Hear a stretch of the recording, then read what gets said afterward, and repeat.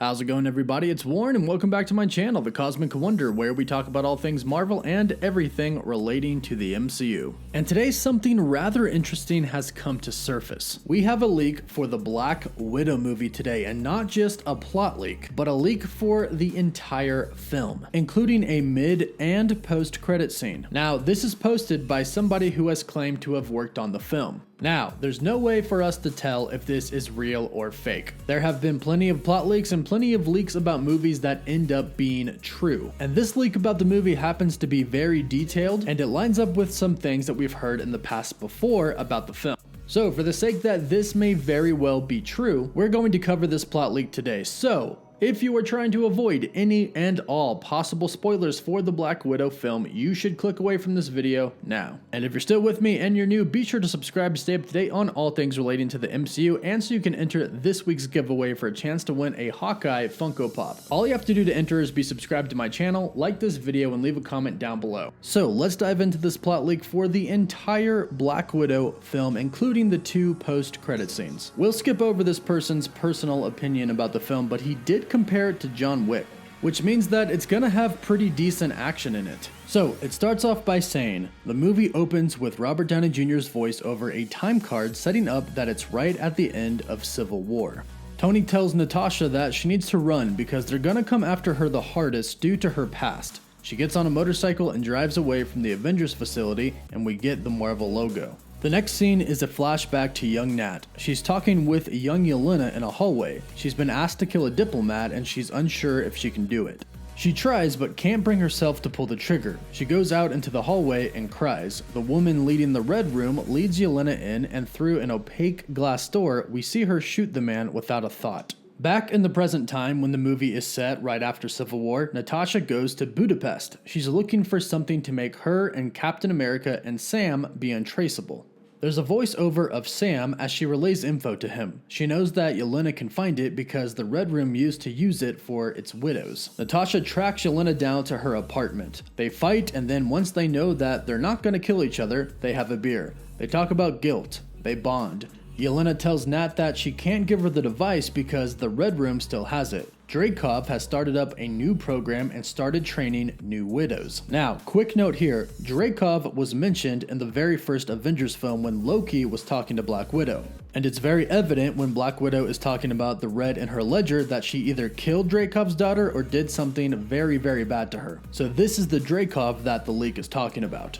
We then see another flashback that shows a slightly older Natasha, which is a de-aged Scarlett Johansson, something that Marvel is known for doing, escaping the Red Room program. It's run by Ray Winstone, and he's got his daughter with him who isn't a part of the program. She does a bunch of spy stuff to escape, but she gets caught by Dreykov. She says something about always being taught to shoot first and tries to kill him, but he attacks her and somehow she shoots something that makes the hallway explode, seemingly killing Dreykov and his young daughter who was hiding behind him. Natasha survives by jumping out of a window into a river. Her underwater face transitions to her in a bathtub in Yelena's apartment. They have beef over the fact that Natasha abandoned her and never came back, when suddenly they're attacked by Taskmaster and his goons. Taskmaster puts up a really good fight, basically defeating the two of them, but they do manage to escape. They decide they need to find out who Taskmaster is and who he's working for, and also in the Red Room program for good. They travel to the Swiss Alps to find Melina, who was an older widow who was kind of motherly to them. She's retired, living a quiet life, and is happy to see them. She knows that the Red Room is active and that the new widows are being trained by a mysterious mercenary called Taskmaster. His ability to memorize the fighting styles of others makes him invaluable to the program. She reluctantly agrees to help them take him down, but they all concede they'll need help.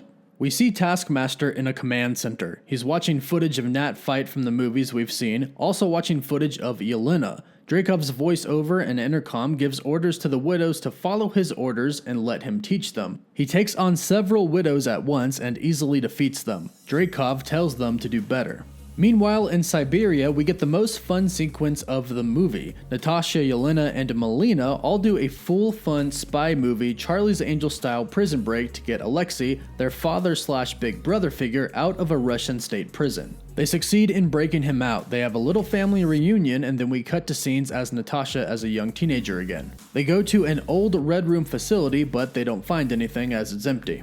Yelena hacks an old computer that's got a list of the program's safe houses on it. They head to the most likely one, trying to find Dreykov, and Taskmaster is secretly watching them. While crossing a border, they are captured by CIA agent Rick Mason, and we find out that him and Natasha used to be together. He reveals that he's working for Thunderbolt Ross directly to bring them back home. Ross and Widow make a deal that if Mason accompanies them the whole way, and she turns herself in after, they'll be allowed to continue shutting the Red Room down. We see a flashback of a younger Ross and a younger Natasha making a similar deal when she's recruited into S.H.I.E.L.D. Ross wanted her for her own reasons, but he says something along the lines of, "Fury always gets what he wants ever since he saved the world from aliens." They go to the other safe house. It's empty, but it's a big trap. Explosions separate them all, there's a giant fight that breaks out, and Taskmaster shoots at them with a bow and arrow, Hawkeye style. Nat escapes on her own and goes to a bridge where they all plan to meet up after, but Taskmaster is waiting for her. This fight really shows off Taskmaster's fighting style and how he can copy other Avengers. Natasha actually manages to crack Taskmaster's helmet by landing a blow to him, and she jumps off the bridge to escape. Shortly after, Yelena appears, then Mason, then Yelena, and then Alexei. Mason and Nat tend to each other's wounds at a campsite. They kiss, but Nat pulls away and says she doesn't have the best of luck with men. She says, "My last boyfriend flew away into space," obviously referring to the Hulk/Bruce Banner. Mason agrees and says that his last girlfriend literally shot him in the head, and he shows her his scar. The next morning, as they prepare to leave, Taskmaster attacks them. He seemingly kills Mason with his sword, and Nat is devastated, but Yelena makes her leave with them. Yelena was scouting ahead in the city, and she comes back and comforts her, telling her the story of how she had a husband and a daughter who died. Nat is shocked to learn that she had a child, and Yelena says that the sterilization procedure didn't work on her, and that she had to hide the fact that she was pregnant by faking that she was a prisoner of war, saying, "We all do crazy things for our family." This leads us to the big finale in the mountains that we've seen in the trailer. The Black Widows, Taskmaster and his goons, and Red Guardian all duking it out. There's some kind of bioweapon that's about to be launched with this crane as the Red Room's current mission. Taskmaster and Red Guardian have a pretty big fight, and Taskmaster kills him in front of Yelena, Yelena, and Natasha. Yelena holds them off while Natasha and Yelena fight their way inside to where they think Dreykov is. Turns out, he isn't. It's a computer that is changing somebody's voice to sound like Dreykov's voice. And it turns out that it's Yelena. Her and Dreykov were in love, and they had a daughter together, and Natasha killed both of them. Taskmaster is then revealed to be Mason. He tells Natasha that she trusts too easy and that he just works for the highest bidder. Yelena was pissed that Taskmaster killed Alexei, but he justified it by saying that he was in the way of my target. And as it turns out, it was Yelena wearing the Taskmaster suit when Mason was apparently killed. But of course, it was fake. The four of them fight, and Yelena escapes to go and put on some armor. They end up being surrounded by all of the widows, and Taskmaster says that he's won. However, Yelena and Natasha end up convincing the widows to fight with them. They overwhelm Taskmaster by attacking him all at once. Natasha and Yelena end up using each other's moves to confuse Taskmaster, and it works. They finally defeat him, and they have him on his knees, but Natasha won't kill him. But Yelena doesn't hesitate, and she shoots him through a crack in his mask. Yelena tells Natasha to go. Nat's bleeding and her suit is cut open, so Yelena gives her her vest and says she'll see her on the other side. Natasha and Yelena have a one-on-one showdown. Nat is overpowered by the advancements of Yelena's suit, but remembering the training that Yelena herself taught her, outsmarts her and uses her widow bites to short-circuit the suit. Nat says that killing Dreykov's daughter has haunted her for 20 years, that she never meant for it to happen. She gives Yelena a chance to forgive her, but she doesn't, and Natasha ends up pushing her off of a ledge, falling to her death.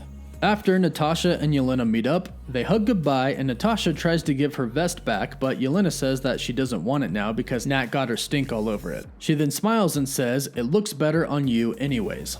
Yelena feels bad that their whole family fell apart and died, but Natasha says that this made her realize that she already had a family worth dying for, the Avengers. Natasha offers Yelena a chance to come with her, but Yelena says that saving the world isn't her thing, but Natasha points out that they just did. Yelena smiles and says, "Well, that was a one-off," and then she rides away.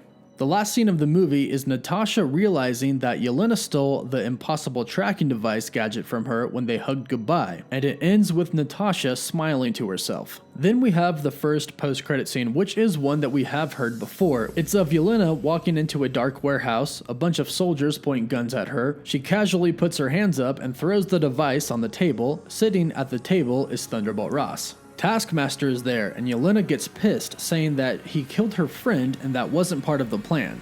He takes off his helmet to reveal a bandage and points out that she returned the favor by shooting him in the head. But she then points out that it's not the first time that she's done that, revealing that it was her that Mason was talking about to Natasha. She says to Thunderbolt Ross, "I think that relieves me of our deal," and Ross responds, "Oh no, we're just getting started." The final post-credit scene is a very emotional scene with Clint and his family looking at the grave of Natasha. So that's the plot leak for the Black Widow film and the 2 post-credit scenes which we've heard before. Now, there's a lot to this plot leak that does seem very legitimate. It's very detailed and a lot of things do make a lot of sense. But of course, having said that, that does not mean that this is 100% true. But if this is the way that the Black Widow movie is going to go, what do you think about it? Would you be happy with how the movie is? Let me know your thoughts in the comments down below. Also, don't forget to like this video and subscribe so you can stay up to date on all things relating to the Marvel Cinematic Universe. For live updates, you can follow me on Twitter and Instagram. And as always, thank you all so much for watching.